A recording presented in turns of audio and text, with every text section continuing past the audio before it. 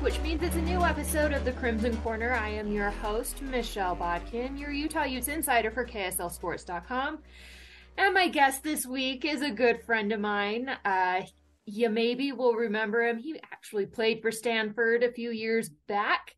And now you can sometimes hear his silky smooth voice on the Pac-12 networks calling some games.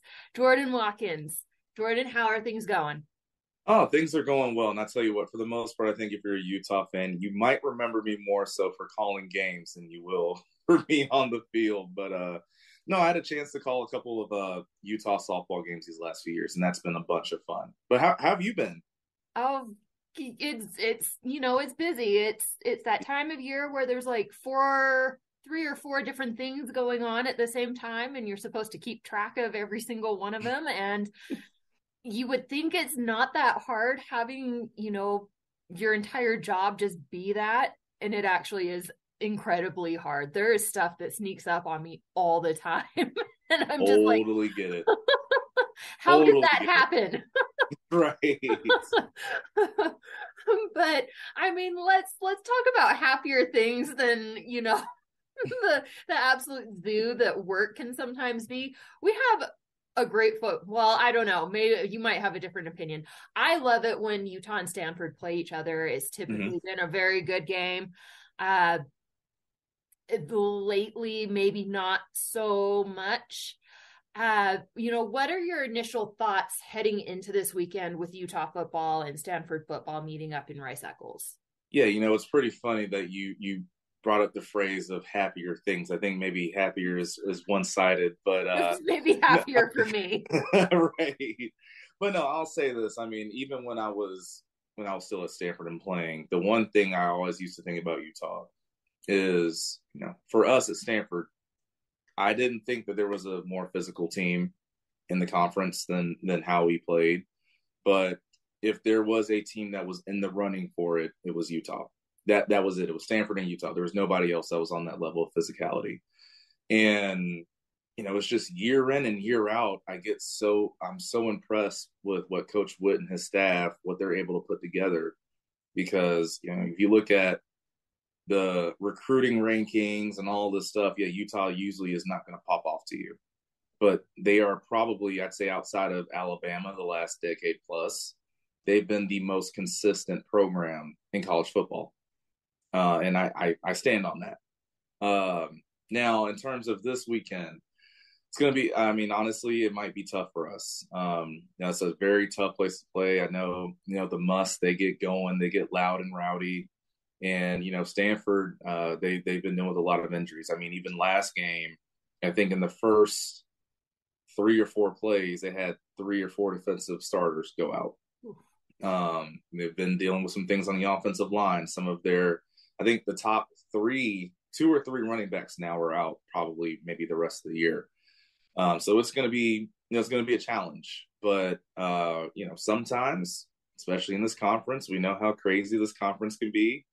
When things look bleak or they look kind of grim, that's usually when some of the biggest performances and best performances come out. So it'll be interesting to see. But obviously, if you look at it on paper, and especially what Utah did to us last year, it'll be tough.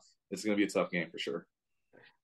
In fairness, Utah is also dealing with their rash of injuries. It's a little unknown exactly. Most of them have not been season-ending injuries, but you still have guys sitting out or resting or playing still, but they're not quite to their full capabilities.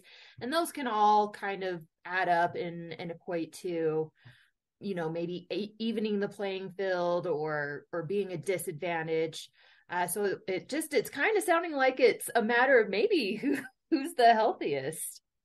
Yeah, no, that's a good point because I know for y'all, obviously, I think even the Washington State game a few weeks back, I think Cameron Rising didn't play in that game. Tavion Thomas didn't play in that game. I think, I know, like, obviously y'all have two phenomenal tight ends. You probably have the best tight end group in the country. Mm-hmm. But for a while, I think it was Brant Keithy who has been, or was it Dalton? I Brand's can't. been out for a while now. Yeah, Brant's been out for a while. And then I think Dalton also got hurt pretty recently in the game too. Mm-hmm. But that's what's honestly has impressed me so much about Utah this year is the fact that, if you went into this year, what are the things that you would say that are going to make sure that they're successful? The defense is going to bring it. Obviously, their secondary is really good. Clark Phillips has been leading the way with that. I actually think he got hurt.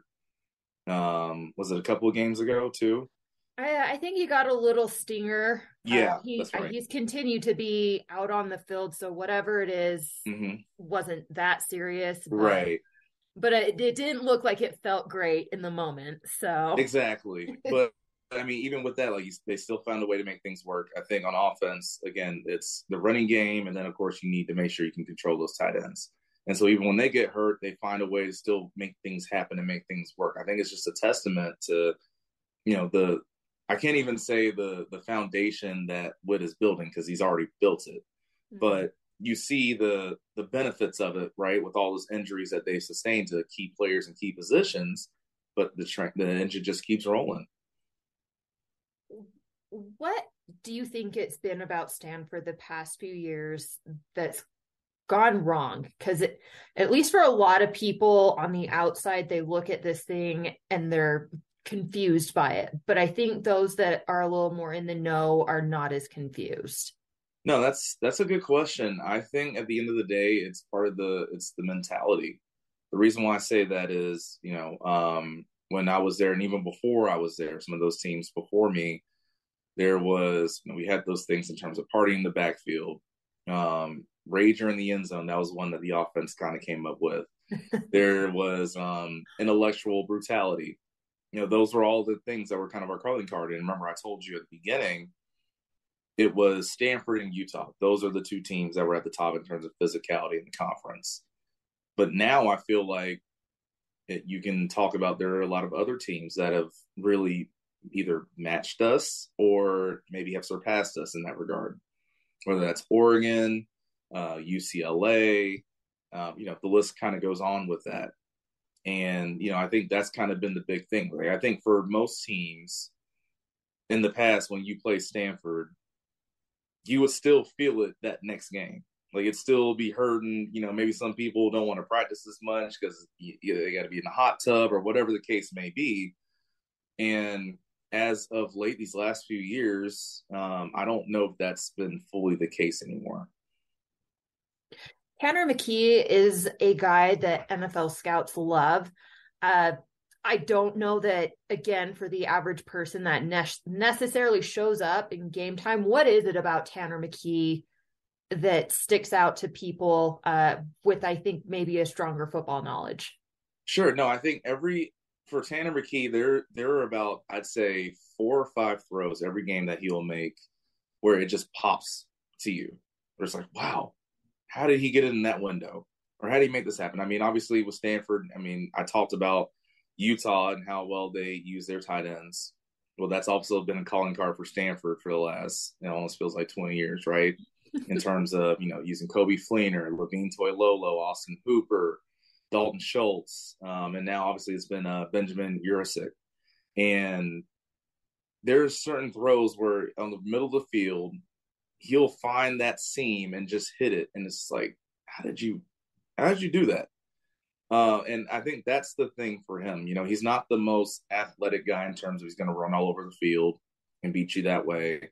But he has his moments sometimes where he can help expand a play. Like he's athletic enough to make it happen. But there are just certain throws that he makes every once in a while. And it really is one of those, there's only a handful of people in the country that can make that throw. And he's one of them. That's really what makes him stand out. Who else is standing out on this Stanford roster? I think, especially as of late, David Bailey, defensive end, number 23, he's a freshman. And I remember even before the season started, I went to a practice and I talked to, Coach Reynolds, who's a D-line coach. I talked to Coach Shaw. And they both raved about him so much. And in terms of not even just the athletic ability, the mental process that he already has as a freshman in terms of, okay, maybe this pass rush move isn't working. What's the counter that I need to have? Or if this offensive lineman is a high puncher, low puncher, what move's going to work against him? He already has that down. And obviously with, more time in the weight room, more time in the field, he's only going to get better and better. So he's really impressed me. And I think even lately, with the more injuries that Stanford has had and had to deal with lately, he's flashed even more. So you can already kind of see that learning process and that growing curve. It's really ascending for him. So I'm really excited to see how the rest of his career is going to go. Not a lot has gone right for Stanford this year. However, Notre Dame went very well, and I think that surprised a lot of people. What was it about that game that has maybe worked better for Stanford than some of the other games they played in this season? Well, I think, and it kind of started that game, and it's been trending this way. You saw a lot more pressure on the quarterback. They've found ways, whether it's been blitzing, whether it's been up front with the front four or three, or whatever the defensive grouping calls for. They're finding ways to win up front, and that's been a huge thing. Obviously, now in this game against Utah, it's going to come down to the run game and how well they can stop the run. Because I think last year they put up over 400 yards on the ground against us. Yeah, it was like 500 yards. Yeah. So that's going to be the big ordeal for them, and obviously, I'm sure that's going to be the game plan for them is make sure we stop the run first and foremost. Well, knowing the heads, the minds in that meeting room, that's always thing number one is stop the run. But it's going to be a special emphasis this week, and which of course sometimes that leaves you susceptible for the big pass play. But I think that's going to be the big thing for them is stop the run and then go from there. But as of late, I would say the big things that have been helping the most is they found a way to get pressure. I mean, they did it against Notre Dame, like you mentioned. They did it against Arizona State. For the most part, they even did it against Oregon State. But of course, if you watch that game on ESPN, there was that last pass play that really just changed everything in that game. But that's been the big change for them as of late. Where do you think this team goes from here after 2022? There's kind of been a lot of speculation. Does Stanford make a change? Do you see that happening at all? Or, are they going to stick with it? Because I think in a lot of ways, people don't understand or appreciate that Stanford is kind of a tough place as well to develop a culture, find the correct kind of coaching staff, just because there are standards that other places do not have. No, sure. That's a good question. Honestly, I think for the most part, I don't see or foresee too many changes happening. And the reason, again, why I say that is because, I mean, if you look at their team, in certain places, they are very experienced. Mm-hmm. Going into the year, I think the reason why there was so much optimism, especially for the offense, was you had all these experienced skill players coming back. The offensive line last year, while they were really young, they were going to have experience in the be back this year. And now that you have that experience, you can really get running and rolling. But throughout the year, they had some issues and injuries up front. Michael Wilson just went down a couple of weeks ago. E.J. Smith's been out for a while. Casey Filkins is out. So I understand from a certain standpoint, it's kind of tough to evaluate it in that regard. And then also, of course, I'm saying this from, the top down, right? Mm-hmm. That's one of your own in terms of Coach Shaw. That's one of your own. And obviously he's had success in the past at Stanford. So it's tough to tell. It's not just a clear cut, okay, no, you had this healthy team, you had everything in front of you, you had everything there to succeed, and you just didn't make it happen. That wasn't the case, unfortunately, this year. So I don't know if anything's going to change or how much things might change. It's a tough call, really. What are you expecting in this game come Saturday? What am I expecting? Honestly, at least from the Stanford front, I'm expecting nothing but hellacious effort. I think last week, if you listen to some of the post-game press conferences after they played Washington State, they were talking about ego. There were talking about pride, things like that. And obviously, as any competitive human, if pride and ego start coming up, you want to respond to that. Mm-hmm. So I think, Stanford, this is going to be the hardest game in terms of just the effort they give that they'll play this year. Now, that being said, again, I think that Utah is the better team. So, Utah will win, but I think in a game like this, it's one of those things where if Stanford, you're looking for anything and everything possible, come out of this game, let's take these positives. Whether it's, we played them close or we had success in this area, that area. And I mean, at the end of the day, like I said, it's because it's the Pac-12 and this is how we roll in the Pac-12. Little after dark. Little after dark. A little after dark madness. Exactly. I mean, we all know. I mean, who knows? Maybe the lights go off again. I mean, you never know. Like we saw that in Washington, Oregon State just the last week, right? The power went out. But Stanford, at the end of the day, too, like this is also important. Their bowl eligibility is on the line this game. Mm-hmm. They have to win their last 3 games to be bowl eligible. So you really just don't know. I really just fully expect at the end of the day that it's going to be the best effort. Whether the technique and X's and O's are right or wrong, I can't answer that. But you'll see it on tape in terms of they're flying around and playing hard. I'm going to throw you under the bus here. You've expressed to me that you have been to every Pac-12 venue except for Rice-Eccles Stadium. I know. I know. I should have seen this coming. I will say this. I want to. I really do. It just worked out that obviously when I was playing for Stanford, I didn't travel when we went. I think it was my sophomore year. It was my sophomore year when we went down there. I didn't travel that game.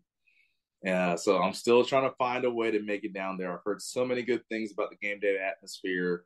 Obviously, especially the last few years. Unfortunately, the reason why, the passing of Ty Jordan and Aaron Lowe, but I've seen the videos of all the tributes that, the Utah fan base makes for them. It's something truly special down there. It really, truly is special. So I really do want to make it down there. I'm not avoiding it on purpose. I promise.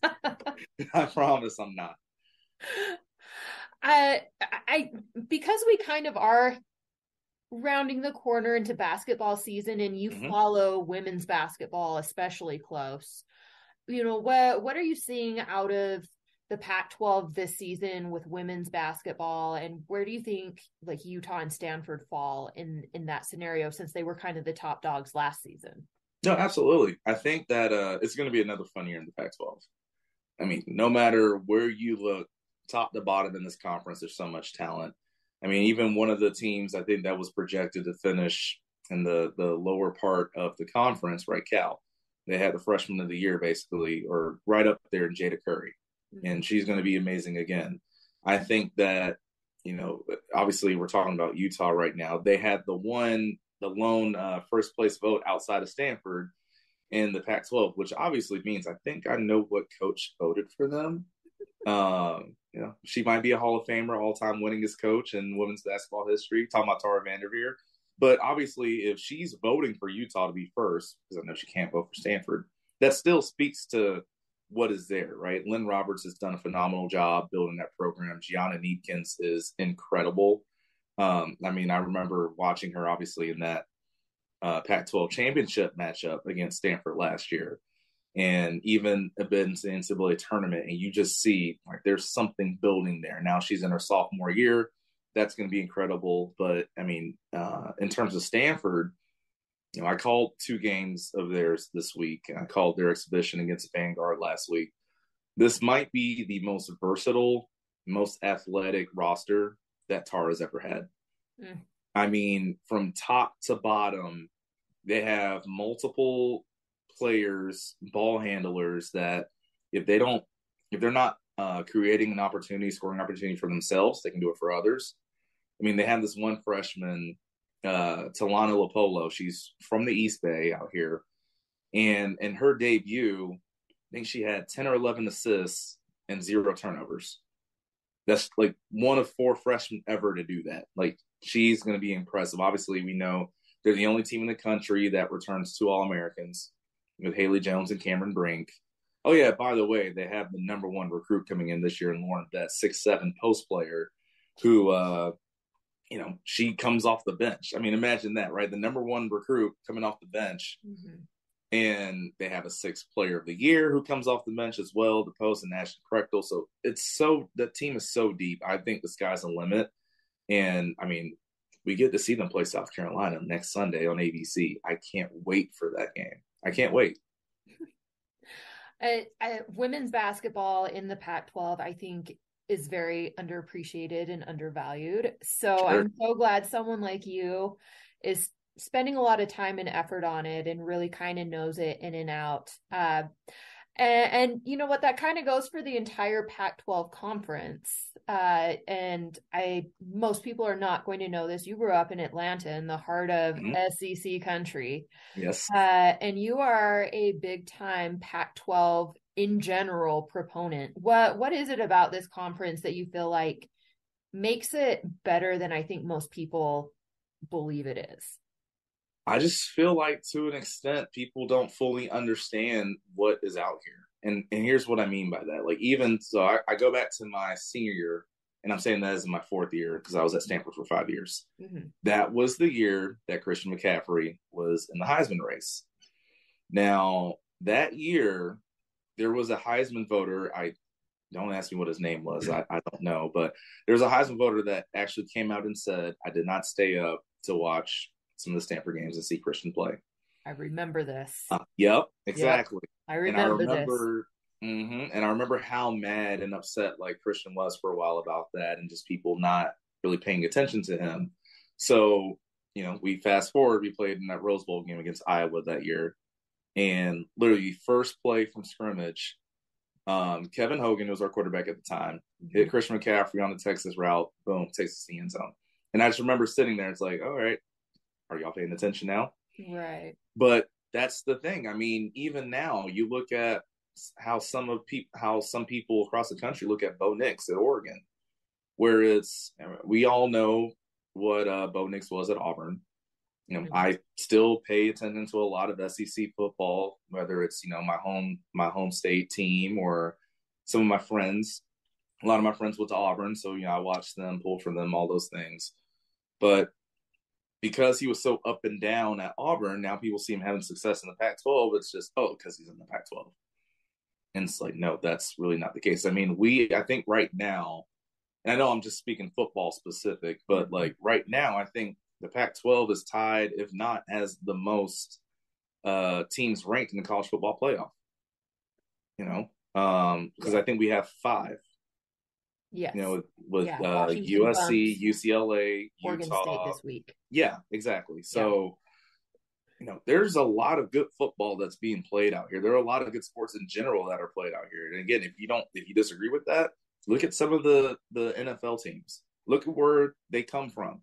One of the best safeties in the NFC West is Budda Baker from Washington. Mm-hmm. If you need a good DB, look no further than anything Utah puts out or Washington puts out.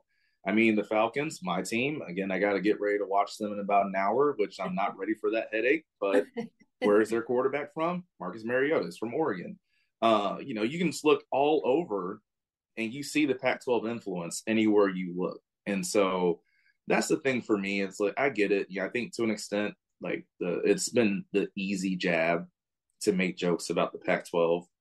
But again, if you don't really watch it or care to get an honest opinion about it, that's what happens. My last question for you. Sure. There is a very, very interesting race coming up here. Not this weekend, but the following weekend. Utah will be traveling to Oregon. Mm-hmm. USC will be traveling to UCLA.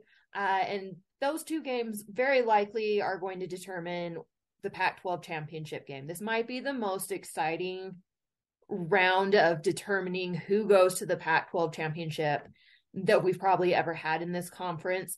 How do you see this all playing out? Because I think all 4 teams are very, very similar in a lot of ways. I think their weaknesses and strengths are very similar. How does this play out?